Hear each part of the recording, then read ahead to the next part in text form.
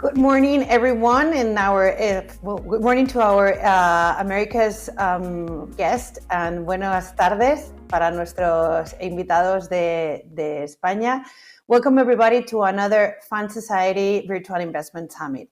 So today we're going to talk with Eastspring and their Asia-based investment specialists. We're going to talk about what are the most topical areas for investments in Asia and in the China bond market, given that the latter is one of the fastest growing in Asia and already the second largest in the world. We will also going to discuss about China's fast digitalization and the internationalization of the renminbi and the implications of a digital currency for investment portfolios. And of course, we will end the session talking about ESG and the adoption and impact in Asia. So before I introduce our first guest, I want to remind everybody that you can post questions anytime during the event. You can do it on the Q&A section of the WebEx app, and you can just send an email to info@fundsociety.com. You can post them in English or in Spanish, and we're more than happy to translate them. So I want to welcome our first guest, Matthew Applestein, head of the Americas at Eastspring. How are you? Very good. How are you, Elena, today? Very good. So the floor is yours. So first, thank you, Elena, for hosting us, and thank you to Fund Society for being such a great partner. I want to welcome everybody here today. I run the Americas for Eastspring Investments. We're a $248 billion asset management firm headquartered in Asia. We like to call it global investing through an Asian lens. Today, we're going to take you through what we call our Asian Expert Series, an update on the markets with a particular focus on Asia. With me today are four of our most senior client portfolio managers from Hong Kong and Singapore. So we are beaming to you directly from Asia today. Leading the discussion and the head of our client portfolio management group will be Adam Matthews. He's joined by Sarah Lien, who is the client portfolio manager for our quant and income strategies. She'll also be joined by Ken Wong, who's the client portfolio manager for our China and India strategies. And finally, Trisha Wong, who's the client portfolio manager for our fixed income strategies. Each of them will be presenting a piece today to you. And again, we'll have the question and answer session to finish things up. But to start, let me take you through a short video of who Eastspring is and what we bring to the table today. Thank you for joining. 25 years ago, we began as a small investment team within Prudential Singapore. Today, Eastspring is one of the largest Asian asset managers. From the start, our mission has been to connect investors with the best investment opportunities. And we are proud that investors globally trust us to protect and grow their money. Our global expertise, together with our deep understanding of Asian markets, allow us to see the world through a uniquely Asian lens. This enables us to bring new insights and innovative solutions to our clients. Our diversity enhances richer debates, improves decision-making, and helps us deliver long-term performance for our clients. We recognize that investing responsibly is an important corporate trait, which is key not only to long-term business success, but also a better future for all. Continually, we are doing well by doing good, by giving back to communities that we operate in.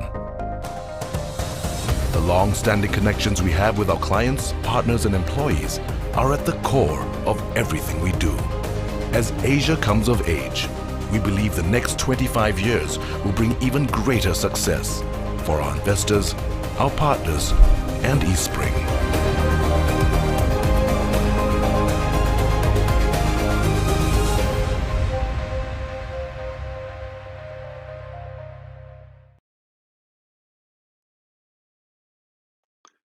Great. Thank you for joining us today, and thanks for the introduction, Matthew and Elena. I'm going to spend about the next 15 minutes covering a brief market outlook for Asia, or high-level review, and then we'll go into our deep dive topics where we have colleagues covering, as Elena mentioned, China's rapidly developing bond market, the launch of China's digital currency, the yuan or ERMB, and finally our impressions of ESG developments here in Asia.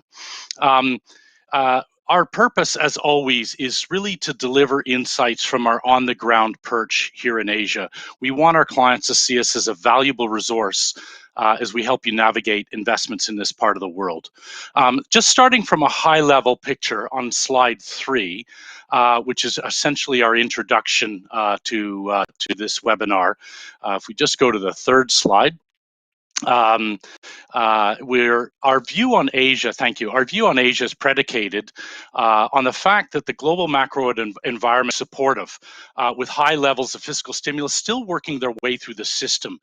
The broadening economic post-pandemic recovery is underway, and low interest rates still literally for this point in the cycle. Having said that, most of the market re-rating has happened and the easy gains have been made. Nevertheless, our multi-asset team that manages assets on behalf of our life insurance parent company, Prudential PLC, remains overweight risk assets, including equities over bonds, and within the fixed income space, overweight high yield bonds. Now, if you'd asked us about 6 or 9 months ago where we would be with regards to the Asian recovery, and in particular China, we would have expected it had performed well by this point in the recovery. So why is Asia lagging developed markets? And we list out a couple of the reasons here. Number one is really the conservative approach to fiscal and monetary stimulus that we saw from China in 2020 versus their response in 2008. And China had dealt with the COVID crisis relatively quickly, and the impact on the economy was sharp, but relatively short-lived. This meant when the economy reflated or recovered and reopened, it didn't have to go as far in that recovery as, say, the US and Europe. Since Asia, the second point, I guess, here is since Asia went into lockdown quickly and effectively to control the original spread of the virus, the COVID virus, I think it's fair to say that the countries in Asia really dropped the ball in vaccinations. Having said that, now vaccination programs are ramping up very quickly in this part of the world. In China in particular, is hitting around 50% of its population being vaccinated now. And if we went back to the beginning of March, that was just 1%. So we've made extraordinary gains here. Nevertheless, the third wave of the Delta variant has impacted outbreaks in Indonesia, Thailand, India, and that's really scared most governments into accelerating their COVID vaccines.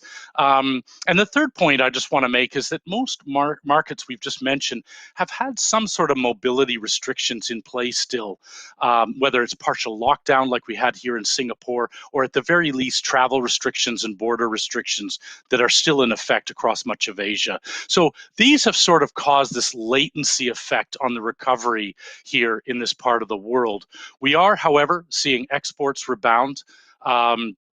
And we'll cover, and PMIs are recovering, although not like the surging PMIs we've seen in the US. But nevertheless, broad data points across the region are looking positive.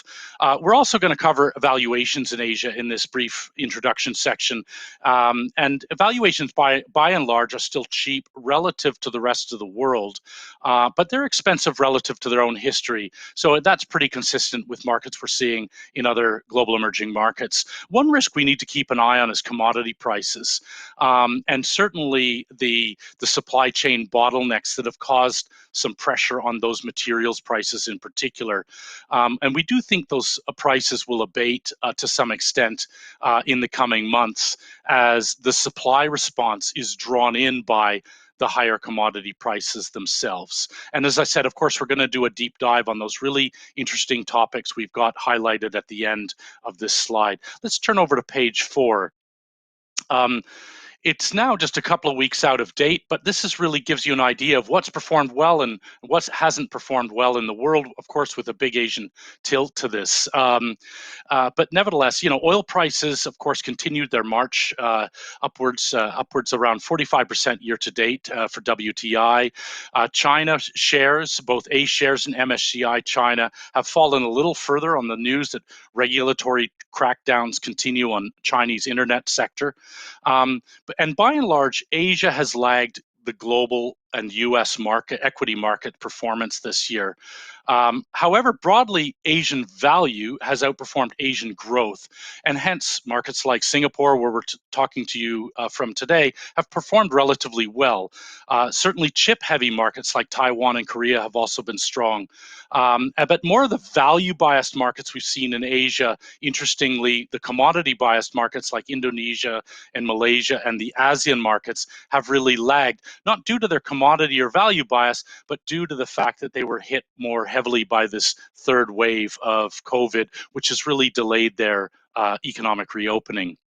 Just on page 5 here, now, earnings recovery and financial conditions, there's a lot going on this slide, but earnings recovery and financial conditions are really the two main reasons why we remain overweight equities over bonds. PMIs and earnings revisions indicators have been strongest in the US and developed markets, and those loose monetary and liquidity conditions and momentum behind the reopening in the US is actually more positive for Asia than investors have appreciated. And I think there's been a sort of delayed reaction here in Asia to that US economic reflation. But we expect EPS to follow the broad trend of Asian exports here.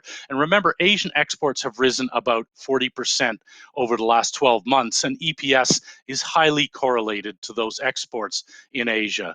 And we also expect higher exports to lead to that ongoing or a capex recovery eventually, which we really haven't seen in this part of the world for some years.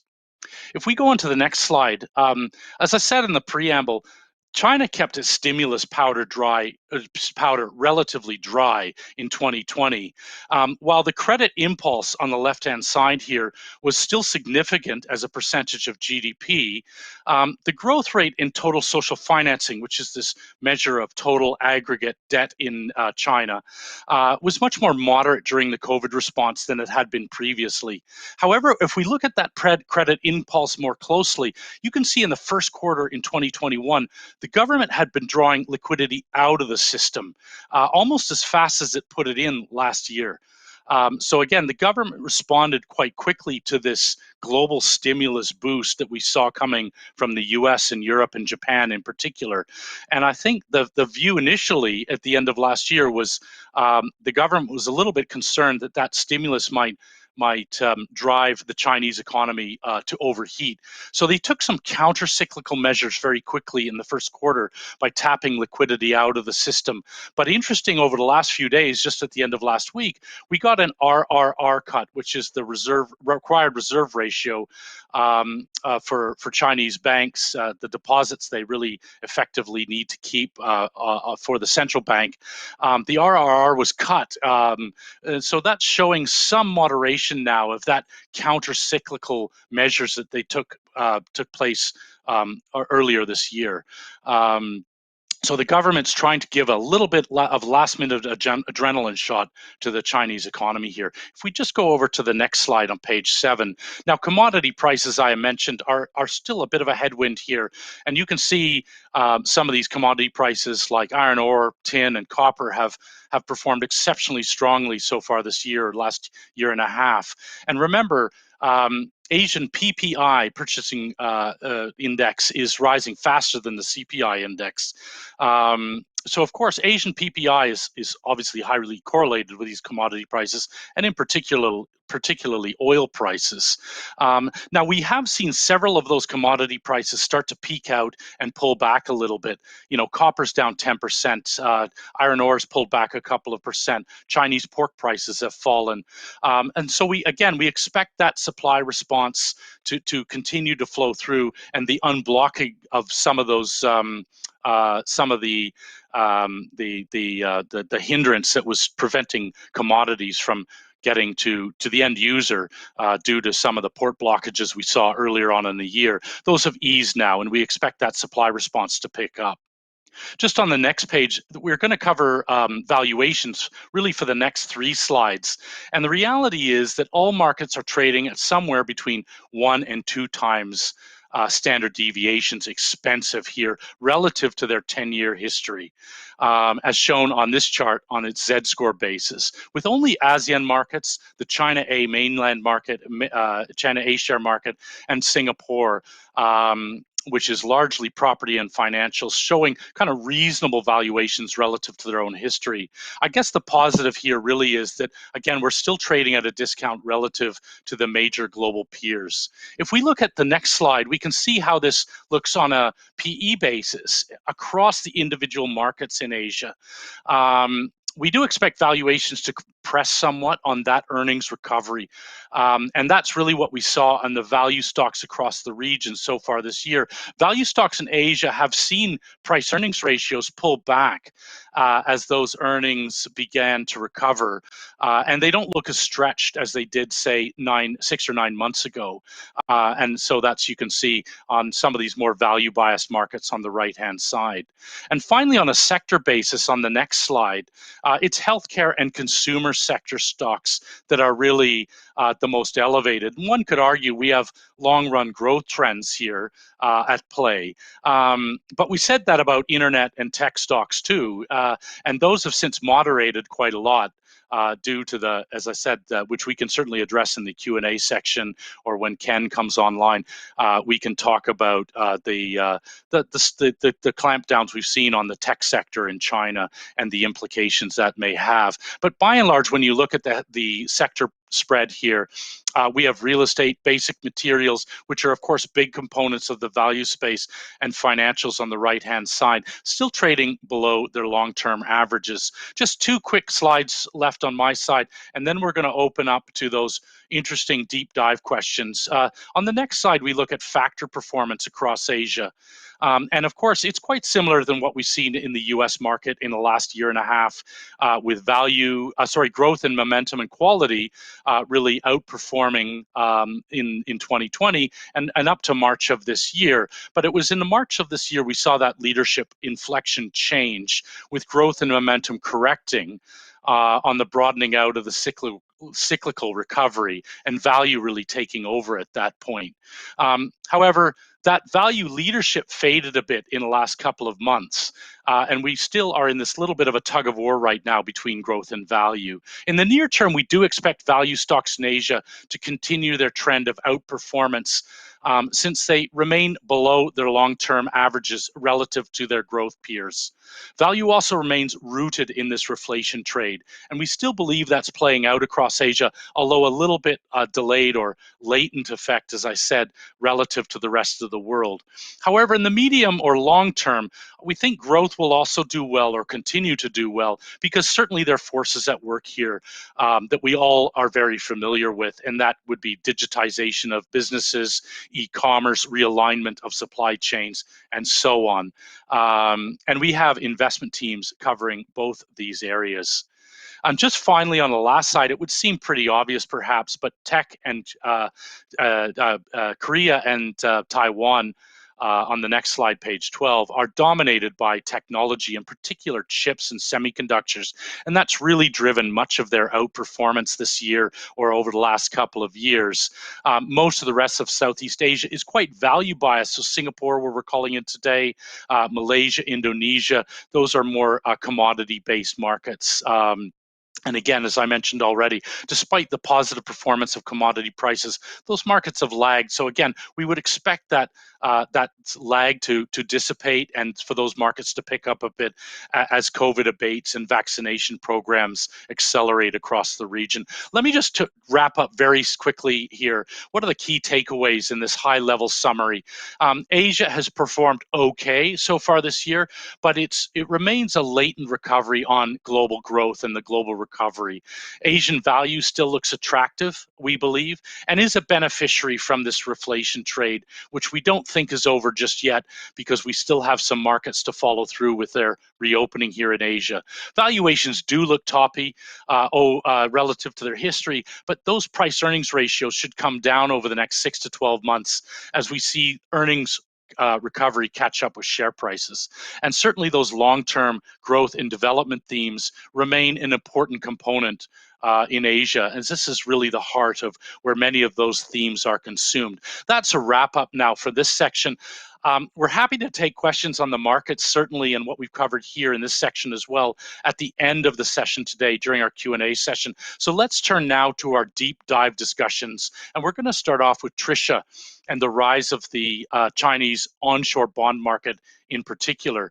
So Trisha, if you want to come on screen, and we're going to go forward a slide or two, I believe. I think most investors are going to be less familiar, and of course, with the Chinese bond market, and it's become an enormous market, as Elena mentioned in her preamble. And Trisha, you have some really interesting figures here. Can you take us through some of the key features of the domestic bond market? And I believe that's for just a few slides. Yeah, sure, Adam. I think slide 14 would sum up best the key features of the domestic bond market in China. You can turn to slide 14, please.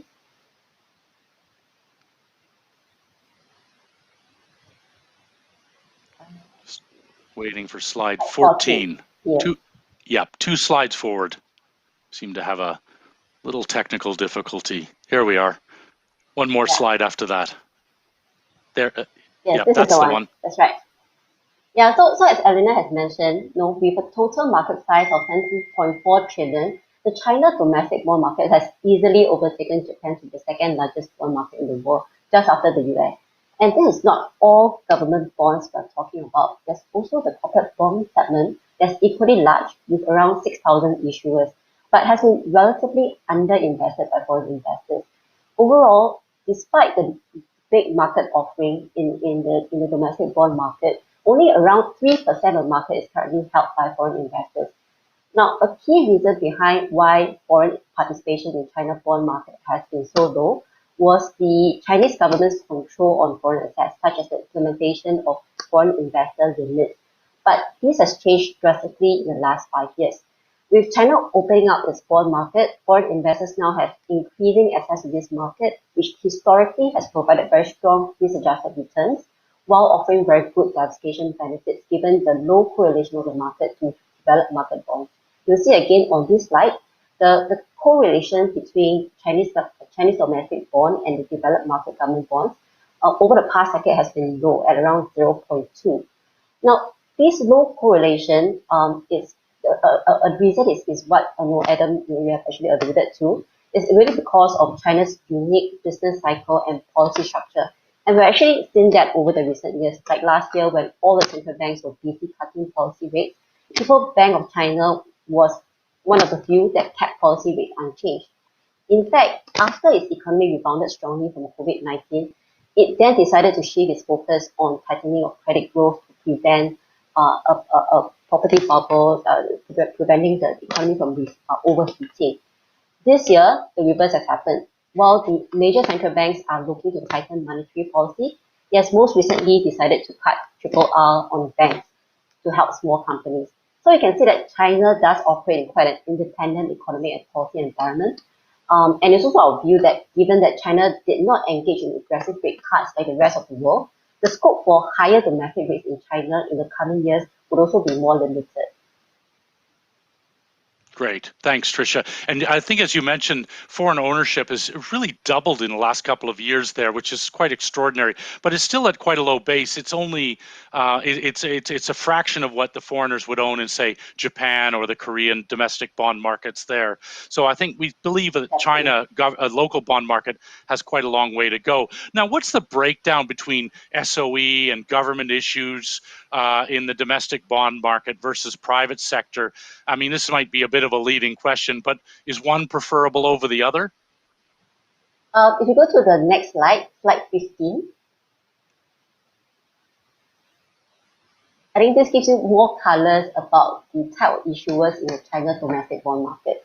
So the red bar here actually represents the government bonds, which is around 40% of the market. The rest are non-government bonds, mainly the financial and corporate bonds. Now, in a lot of countries, this sector would typically refer to private sector bonds.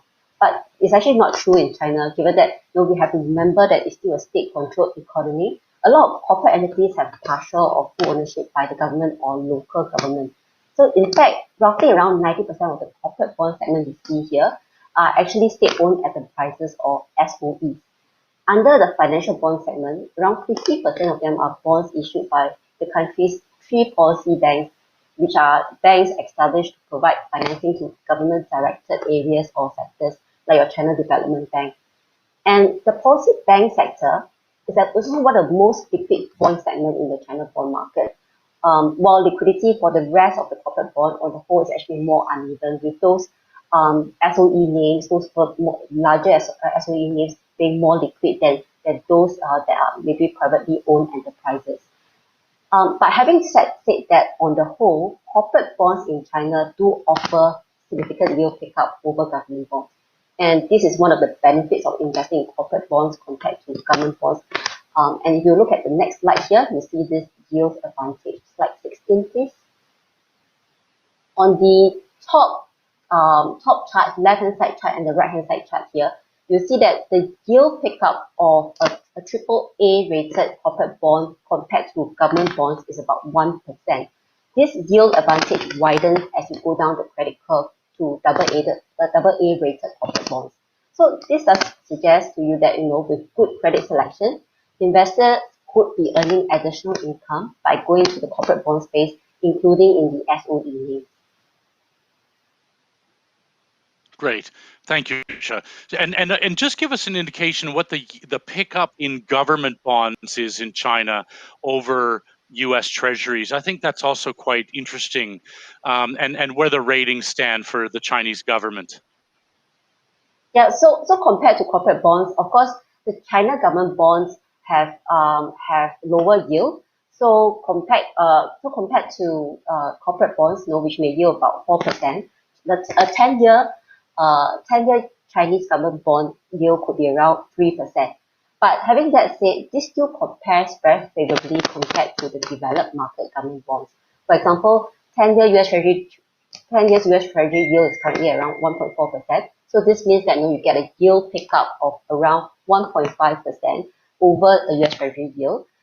For a sovereign rating that's relatively good, because China has a good sovereign rating of A+. So this makes the Chinese government bond market a good avenue for investors looking to diversify away from developed market government bonds. While trying to actually enhance risk-adjusted returns for its portfolio. Of course, in the longer term, slide. Yeah, sure, go ahead. Sorry. I think on the next slide, you have a breakdown of the number of issuers. We saw on the first slide, it was around 6,000. That's how you break it down here. I guess, of course, the Chinese government, this is just on a numbers basis, and the Chinese government would represent that very small, it's a single issuer, of course, and it would represent that very small square under the yellow bar.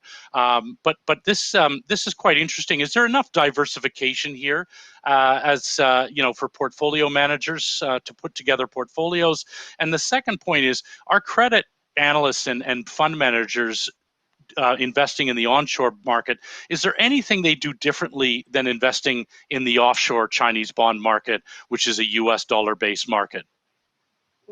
Yeah, sure. I think although it's just one single issuer, like a lot of other government bond markets, you do have a market and a government issuer that actually has a very established yield curve, in the sense that you do have government bonds with varying maturity. So for active fund manager like ourselves, it does give us room to value add through active duration and yield curve positioning. And if you go into the non-government bond sector, you can see that the number of issuers is really very big. So of course, with this big number of issuers in the non-government bond space, it does make it more challenging for us to cover each and every one of them. But the diversification benefits and the diversification potential is huge as once you have actually identified the segment you are focusing on. So for example, if you want to actually focus on the SOE name, there are names that you can find in the onshore bond markets which you may not easily find in the dollar bond market. So the diversification potential is definitely there. And I think from this chart, it does give you a very clear sense that SOE remain the dominant issuers in the non-government bond space. So when credit analysts are analyzing this market, we cannot really just assess the issuer's standalone credit fundamentals, but we have to also take into consideration the level of government support, because these are, after all, state-owned enterprises. So in assessing that, we look at whether the entity is owned directly by the central government or by the lower tier local government. And if it's the local government, which provinces or cities are they in? And whether they are in businesses that actually offer strategic importance to the government, as well as track record of government support. Even through this analysis, we are selective in investing in this space, given that it's very clear that we cannot take for granted that the Chinese government will always save all the SOEs that are in trouble, especially if these are SOEs, they have taken on too much debt to expand into non-core businesses. So we are actually very cautious on that. And in any case, the diversity in the market is so huge that it allows us very selective picking. So that's probably a perfect segue into your next slide, because we can't talk about the Chinese government or Chinese bond market, corporate bond market, without talking about defaults. And I think a lot of investors will have, seen or read lots of press on high-profile defaults or the risk of defaults. Just make a comment on that, if you will. And we're just going to transition over to Ken in just a couple of minutes. So I'm going to ask you to keep this part a little bit short, but we can revisit that in the Q&A session if anybody has any further questions. But what's the default risk here?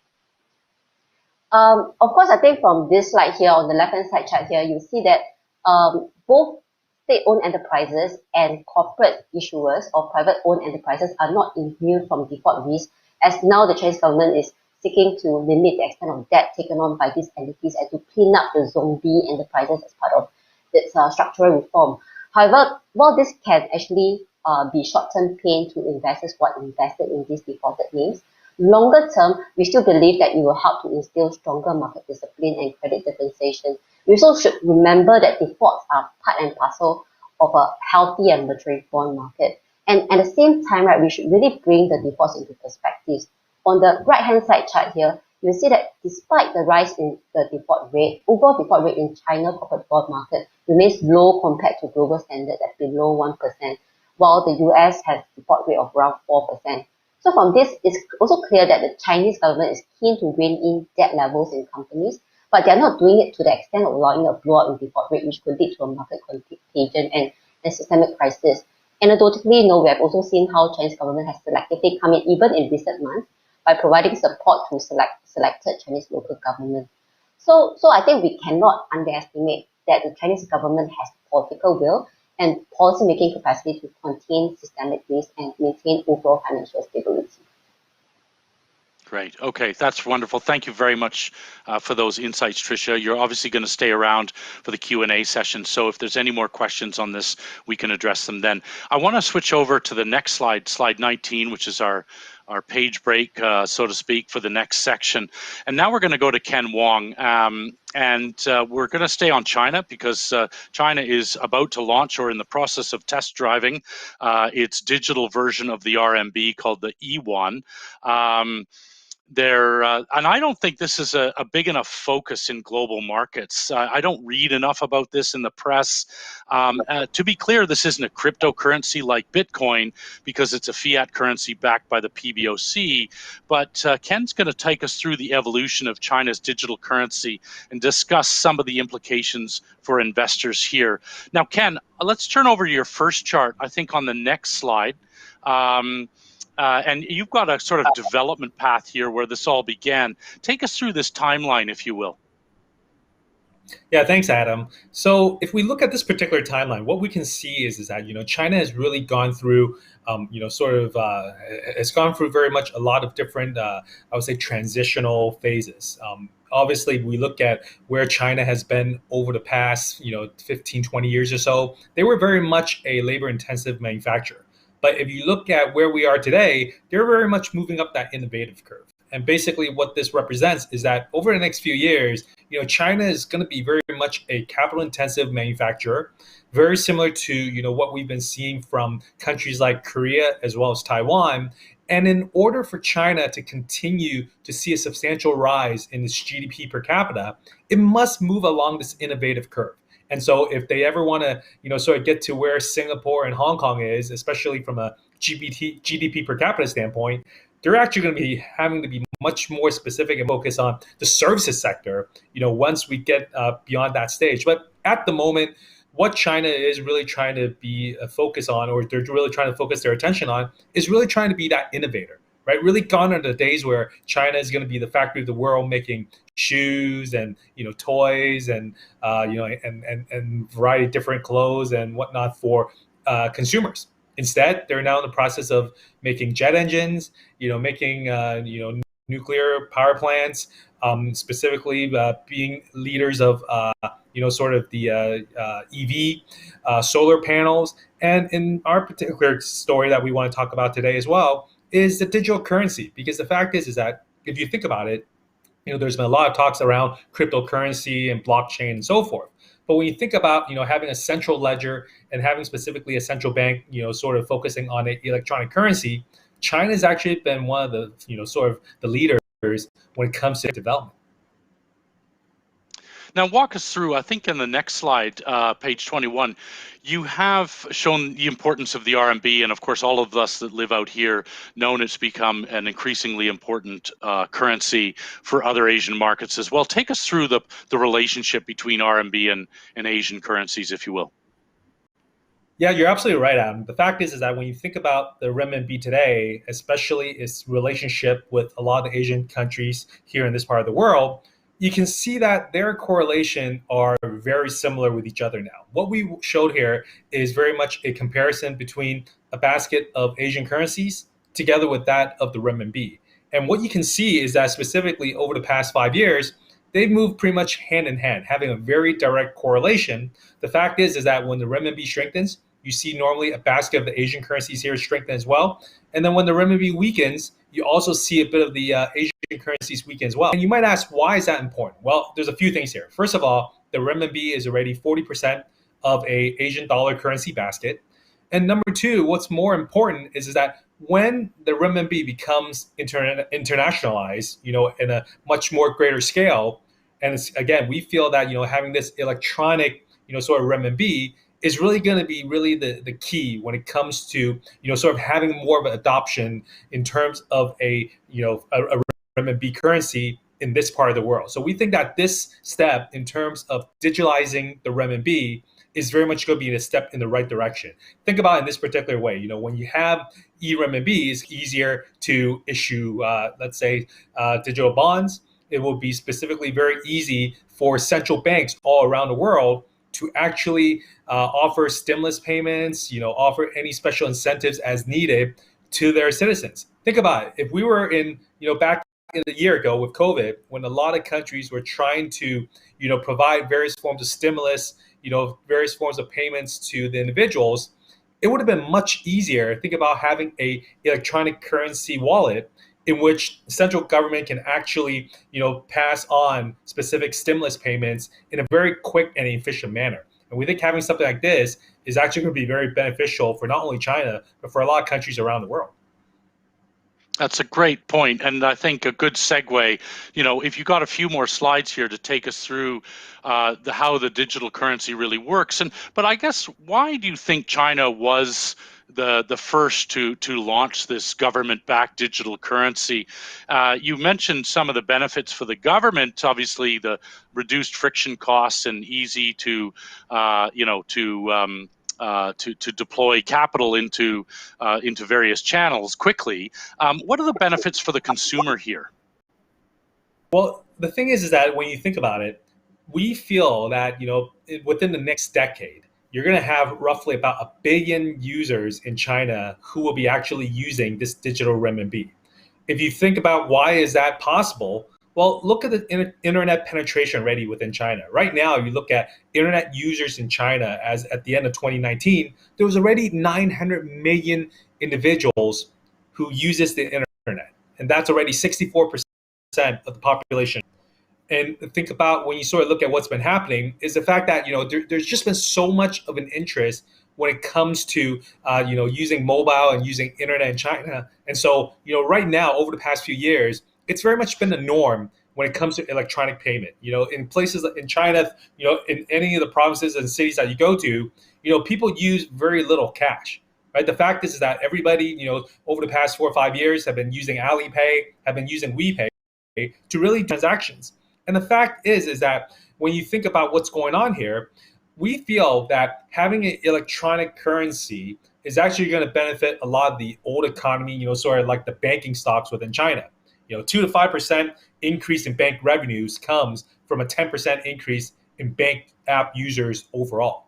And you might think to yourself, why do we think that China is going to be in a very good position to really get rid of cash? Because in theory, because when you think about the renminbi, it's about replacing actual physical cash, replacing M0. If I can turn your attention to the next slide, what you can actually see is China pretty much leads the world when it comes to the amount of cash that's actually used in China. Basically, cash is not king in China. We have this phrase, cash is king, but in China, cash is not king. You look at this particular chart here, China and South Korea are actually leading the countries in terms of having the lowest amount of cash being used at a point of sales within their respective countries. Only 14% of transactions are now being used with cash. If you compare that with other countries like just to be specific, Ken, just sorry to interrupt, but just for our audience that's not as familiar with the highly digitized economy we now live in parts of Asia, most people are just using their phones, as you say, with Alipay. They scan a barcode or something like that in a store, and they can immediately, effectively, just transfer the money straight to the retailer. That's Correct. how it works essentially. And I think you've got a couple of slides on that, don't you? Yeah, I do. If you can turn to the next slide, what you can actually see is a example. If I can turn to slide 24. Before I do that, I can do very quickly is just show you a very quick framework as well as to sort of how this whole process works. Yeah, because the fact is that when you think about it, this is a very seamless transition where the central bank in China is very much a central ledger, but this whole process is where you have a consumer who has a digital wallet, and then you have the merchant who has a digital wallet as well. And so basically, transactions can take place between the digital wallets, and the PBOC, the central bank in China, basically verifies the ownership. And so then once you have transactions being made, then everything is kept within a digital wallet, and this really replaces the need to really have cash. So having this digital currency, electronic payment methodology is very seamless and very simple. I can turn attention to the next slide, you can see a very good example of sort of how seamless this transaction is if you look at sort of we have these in sort of four steps, but a consumer can very quickly scan the QR code function within their apps, and then basically scan the QR codes with their phone cameras, enter their preset passwords or facial recognition with iPhones and using any of the Android phones, and then that's it. That's how quickly and how easy digital currency works today in China. And so it's one of those things where everybody in China, who has a mobile phone is already, in tune and in-depth into how to use, digital currency. We only have a couple of seconds left, Ken, for this segment, but I think it's so fascinating. You kind of touched on the fact that some of the winners out of this are perhaps the traditional old banking stocks that were really perhaps excluded from this whole digital wallet framework because of the Alipay system, but if you think more broadly than that, even who are the real losers in this? Is it Alipay and Alibaba, or is it Visa and MasterCard? Who wins and who loses in this scenario? We think that I'd say in the future, everybody can be a winner. The fact is that, this economy is only going to grow. The amount of, sort of transactions being taken place is only going to grow, right? We're going through a development now where consumption is going to be a very big part of China's continuing growth. And if that's the case, you're still going to need to have, all sorts of providers like an Alipay as well as a WePay, and they're still going to be heavily involved. Banks are still going to be very much heavily involved when it comes to having transactions. You can say that, companies like Visa and MasterCard might take a bit of a hit, but not necessarily, right? Because the fact is that there's still going to be a need for credit. Consumers are still going to be using credit when they're spending. So at the end of the day, as that pie continues to people consume more, we think everybody's going to really benefit from this. Okay, perfect. Thanks very much, Ken. That's a really interesting area that we really need to keep an eye on as it starts to develop. And its test case, they've run several trial runs in various cities, but we expect it to roll out from there over the next year or two. Is that right? Yep. We're definitely expecting this to be a much heavier rollout over the next couple of years. Yeah, perfect. Okay, I think that's a good spot. We'll break now, and we'll go on to our last topic today. We're only going to cover it for 5 minutes because I really want to leave about 10 minutes for Q&A. And we're going over to Sarah on ESG. So if we can just go to the next slide, I believe it's a couple slides forward, where we have our ESG break. Hi, Sarah, and thanks for joining us today. Often investors don't think of Asia, in particular China, as being leaders of ESG adoption, given their reputation, as Ken pointed out, for being the world's factory, for having quite polluted cities in some cases, and developing corporate governance disclosure standards. If we go on to your first slide, maybe you can take us through that ESG related disclosure standards you have here. Are things improving? Is Asia getting better? Where are we? Yeah, Adam, Asia has historically been a laggard when it comes to ESG, okay? So especially relative to more developed regions, but it's coming from a low base. So we think Asia is actually poised to have the most improvement of all the regions in the world, and it actually presents some really interesting opportunities. Of course, the biggest contender is China, and we all know the stories and rumors and so forth. There's a lot of old economy stocks in areas like manufacturing, industrials, materials, as well as the state-owned enterprises that Trisha mentioned. But the Chinese government is actually very keen on professionalizing its financial markets. So that is of strategic concern to China. And the overall objective is to open up the market, and embracing ESG is a very big part of that. It's top of the agenda. It's part of their 5-year plan. So ESG investing in China is growing very, very rapidly. In fact, inflows into ESG themed ETFs in China increased by 464% between 2018 and 2019. So that's second only to Europe. That's higher growth than was even seen in the US. So it's really no secret that ESG in China, China is one of the weaker places for ESG in the world. And there's little disclosure, but that doesn't mean that Chinese companies are bad at managing ESG. It's just that they're not telling anyone what they're doing. They might not have a corporate social responsibility team that's out there telling investors specifically what they're doing to meet certain milestones or targets, which is what Western investors typically expect.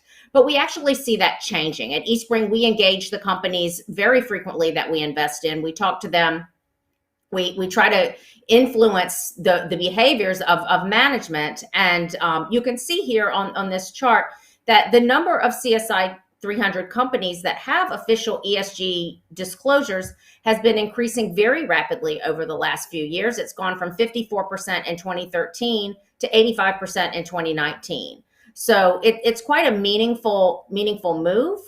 The disclosures are better in some sectors than in others. That's true not just in China, but across the world. And the thing that does give us some pause is that not all of the ESG reports are audited, but we're getting there. And so we do think that there are improvements from a governance standpoint in terms of managing ESG in Asia and in China in particular. Great, thanks, Sarah. And as you say, I think it's and we know that the governance standards are improving, disclosures improving. It may just be a case of a lot of companies needing to improve their investor relations front end more than anything else now, that a lot of these things are being captured. Actually, this comes on to the next slide, which I think is fascinating. Our parent company, Prudential, has identified the weighted average carbon intensity score, also known as the WACI score, as being one of the key metrics to look at for companies, but also countries as a whole. One wouldn't have expected the China WACI score to be lower than the Asian average or lower than Australia. Take us through this slide, if you will, and what has led to that very substantial decline in carbon intensity in the Chinese economy. Yeah, so we're measuring carbon intensity here using two metrics. One is called Scope 1 emissions, which are those that are directly attributable to the company. So like from their company vehicles or released during their industrial processes, and also what are called Scope 2 emissions, which are more indirect, like the amount of electricity that they purchase. So the weighted average carbon intensity, or WACI, has fallen significantly over the last decade globally, but China has seen the most meaningful drop. And that, I think, is very surprising to most people. I mean, China is very committed to reducing pollution, climate change mitigation. These are very, very important metrics. So it's coming from the top. The government is very serious about this. What you can see, if I can point you to the right-hand side, this box plot, you can see the distribution of carbon intensity for the various regions. So for example, in the Japanese stocks, you can see that the typical range of carbon intensities is relatively narrow. That line is not as long, as opposed to Australia, which has a really wide range of carbon intensities, because Australia has a lot of financials, but they also have a lot of materials and mining, which tend to be more higher carbon intensity businesses. But if in the middle line, sort of the belt of it is the 50th percentile. So you can see that China is really not so extreme. It's very much aligned with the rest of Asia, the US, and Europe. So the point I want to make here is that China is no worse than the most other countries in the world, and this is set to improve. That's been the directive of the government. So it's very promising as investors. We like to think about how to invest sustainably, how to incorporate ESG metrics into our investment processes, and we want to make sure that companies will deliver long-term profits, but not at the expense of short-term environment, downgrades to the environment and society and so forth. So that's something that factors into our investment processes across Eastspring, and seeing these types of results in China and across Asia is very, very encouraging for our type of investing. Great, thanks, Sarah. And I guess it's in a nutshell, it's really the greening. China's put so much money into the greening of its utility sector, et cetera, by launching solar projects and wind projects, et cetera, as we know, has been a real leader in that area. So I think this is what we're picking up on some of this data here. I know we only have a couple of minutes left, and we definitely want to leave some time for Q&A. In your next slide, just very, very briefly, maybe take us through, what what investors get if they start to reduce the carbon intensity in a portfolio? Do we give up returns? Is it are we losing something with regards to performance over the last few years? No, in fact, that's what we're showing here. I mean, this is data from UBS research that shows that, in every region around the world, a low carbon intensity portfolio performs better than a high carbon intensity portfolio. So Europe, which has been the clear leader in ESG uptake, shows the strongest outperformance, but the low carbon investing has yielded better returns in the US, Asia, Australia, and in China. So this is, a very important thing to take note of, that investors are typically not sacrificing returns in order to incorporate ESG into their investment portfolios. Great. Thank you very much for that, Sarah. I think that's a wrap for us today in terms of the formal slide presentation. Elena, we'd like to turn it back over to you to see if we can gather some questions from the audience. Yes, of course. Thank you, everybody. It was super interesting. And yeah, we have a few questions from the audience. I'm going to start with one about fixed income. So for you, Trisha, besides China, what's your approach to exploit fixed income opportunities across the entire Asian investment universe? So for our team, we not only invest in China, so we do actually have other strategies that invest in across the Asia region. So I would say that, while investing in Asia, I think a very important thing to adopt in terms of in terms of understanding the different issuers is that, each country have their own unique characteristics.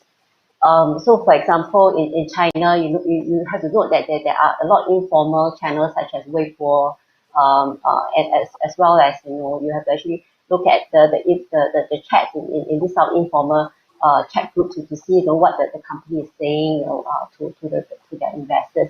So this is like one unique characteristic of investing in China. Outside of China, there will also be other language differences. For example, when we go into Thailand, it will be good to also have somebody who knows Thai language to be able to read local documents to understand what's what the onshore investors are thinking about. So I think at Eastspring Investments, we are quite fortunate in the sense that we do have local investment teams in various Asian countries, which also provide us with the onshore feedback, for us to be investing effectively in these countries. Thank you, Trisha. We have another question that this is for you, Ken.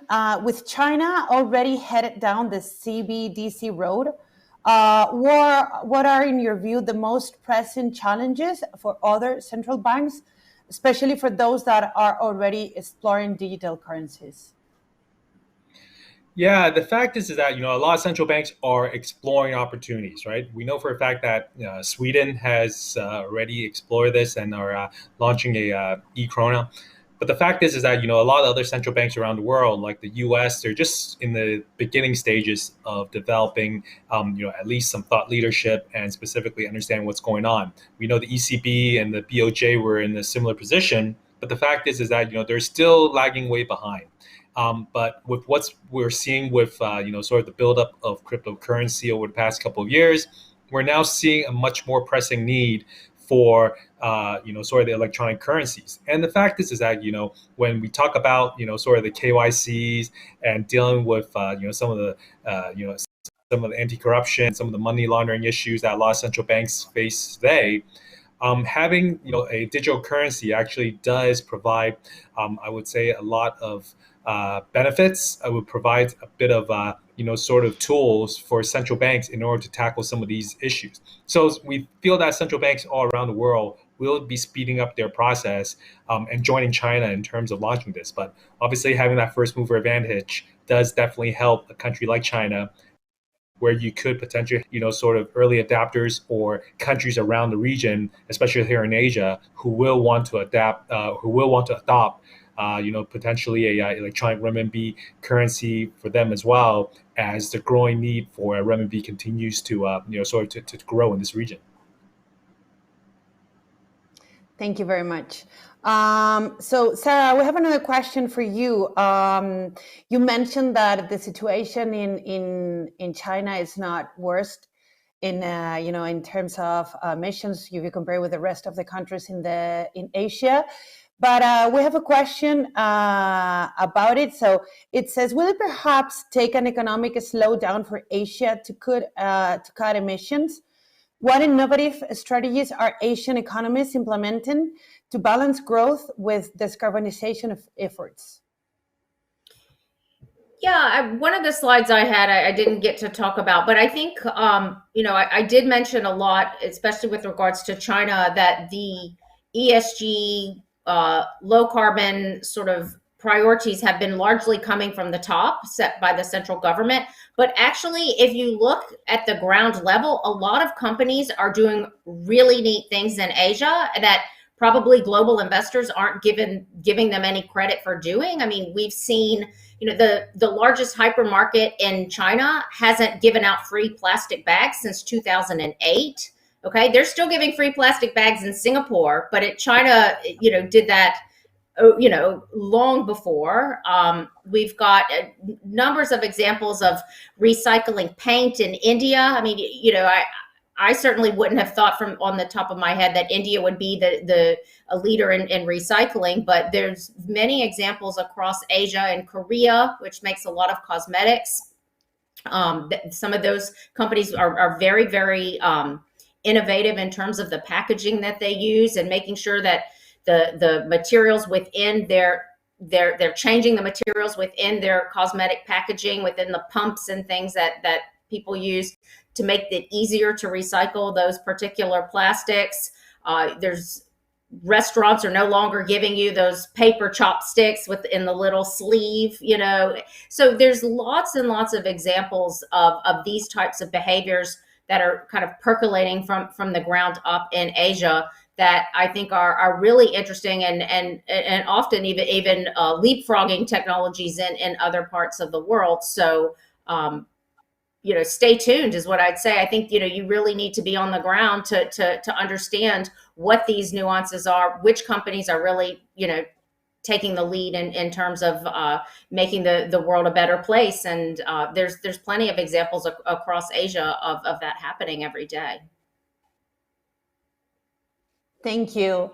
So I don't think we have more time for questions, but thank you very much, all of you, for being with us today. Thank you, Eastspring, and I hope you all stay safe. Thank you very much. And well, this is our last virtual investment summit before our summer break. So I have a couple of reminders. We have had a lot of very interesting events. So if you miss them, we invite you to access to our virtual investment summit section in our website at fansociety.com. You can also access our radio channel in the channel VIS radio of Fan Society. It's available in Google Podcast, Apple Podcast, and Spotify.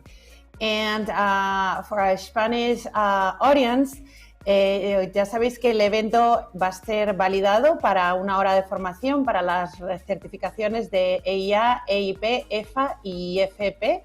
El cuestionario estará activo a partir de hoy a las 11 de la mañana y la fecha límite es hasta el 15 de julio a las 10 de la noche.